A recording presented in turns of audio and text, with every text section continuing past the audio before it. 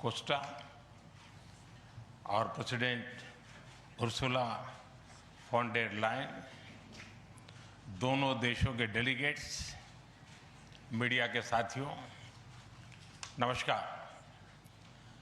अपने दो करीबी मित्रों प्रेसिडेंट कोस्टा और प्रेसिडेंट फॉन डेर लायन का इस अभूतपूर्व भारत यात्रा में स्वागत करते हुए मुझे बहुत खुशी हो रही है।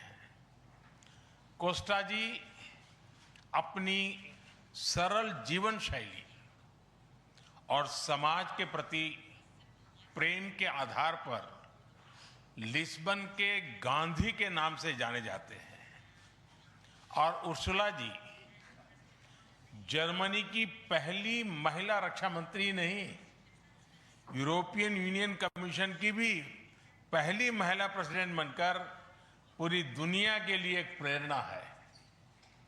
कल एक ऐतिहासिक क्षण था जब पहली बार यूरोपियन यूनियन के लीडर्स भारत के गणतंत्र दिवस समारोह में मुख्य अतिथि के रूप में शामिल हुए।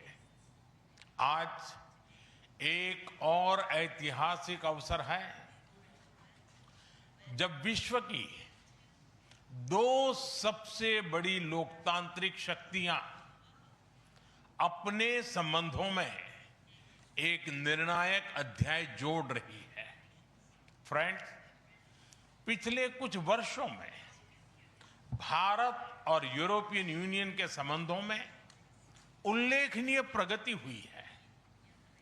साझा लोकतांत्रिक मूल्यों, आर्थिक सिनर्जी और मजबूत पीपल टू पीपल टाइज के आधार पर हमारी साझेदारी नई ऊंचाइयों तक पहुंच रही है। आज हमारे बीच 180 बिलियन यूरो का ट्रेड है। 8 लाख से अधिक भारतीय यूरोपियन यूनियन के देशों में रह रहे हैं और सक्रिय योगदान दे रहे हैं। हमने स्ट्रेटेजिक टेक्नोलॉजी से लेकर क्लीन एनर्जी, डिजिटल गवर्नेंस से लेकर डेवलपमेंट पार्टनरशिप, हर क्षेत्र में सहयोग के नए आयाम स्थापित किए हैं। इन्हीं उपलब्धियों के आधार पर आज की समिट में हमने समाज के सभी वर्गों को लाभ पहुंचाने वाले कई निर्णय लिए हैं। फ्रेंड्स, आज भारत ने अपने इतिहास का अब तक का सबसे बड़ा फ्री ट्रेड एग्रीमेंट संपन्न किया है। आज 27 तारीख है।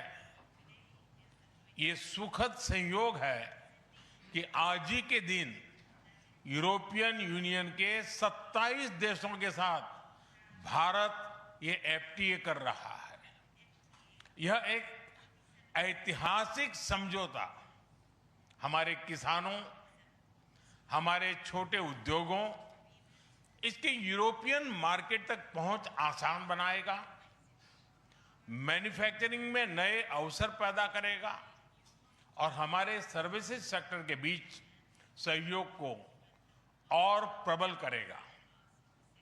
इतना ही नहीं, यह एफटीए भारत और यूरोपियन यूनियन के बीच इन्वेस्टमेंट को बूस्ट करेगा, नई इनोवेशन पार्टनरशिप बनाएगा और वैश्विक स्तर पर सप्लाई चेन को मजबूत करेगा।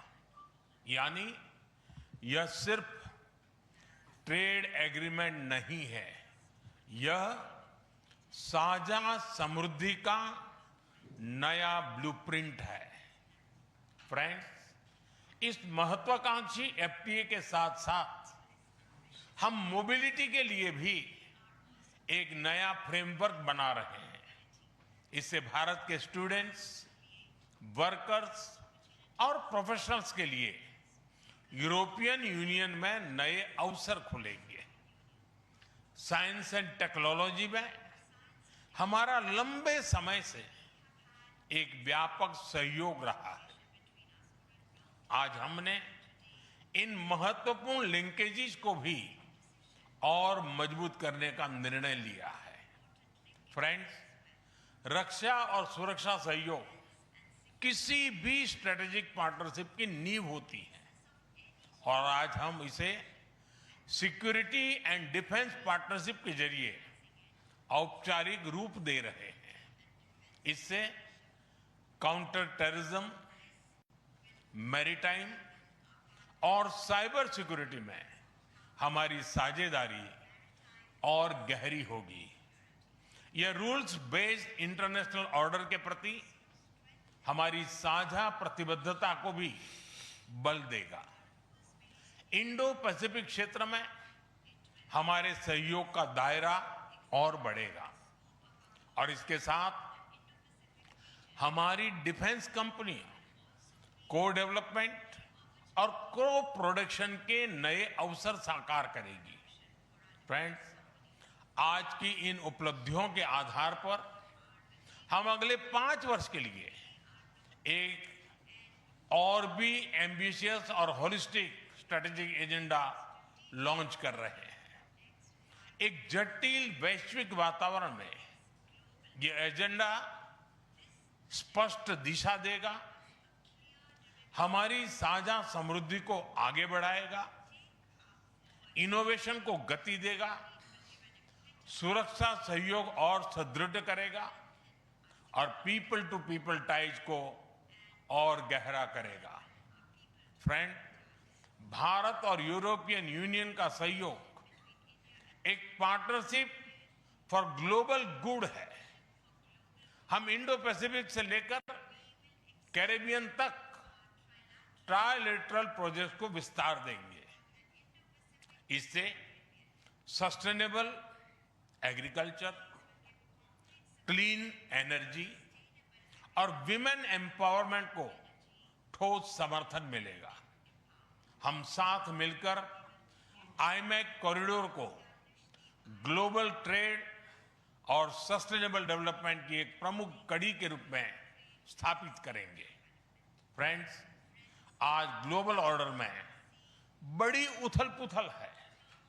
ऐसे में भारत और यूरोपियन यूनियन की साझेदारी अंतर्राष्ट्रीय सिस्टम में स्थिरता को मजबूती देगी।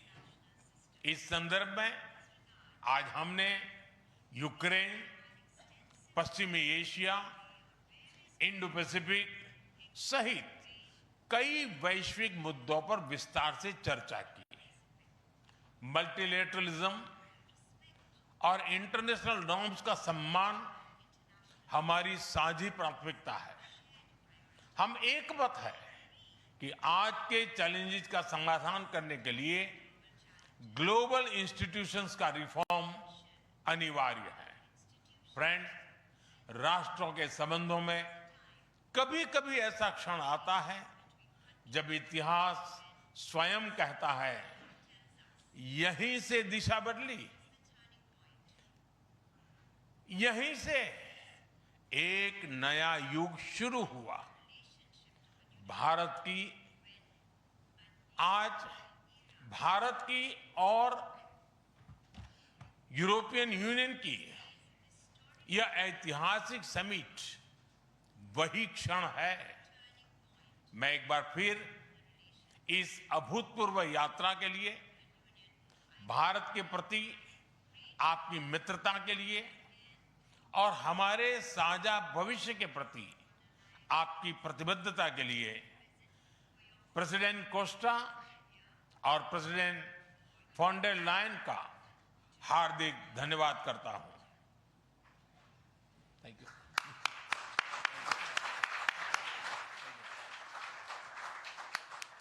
Thank you, sir.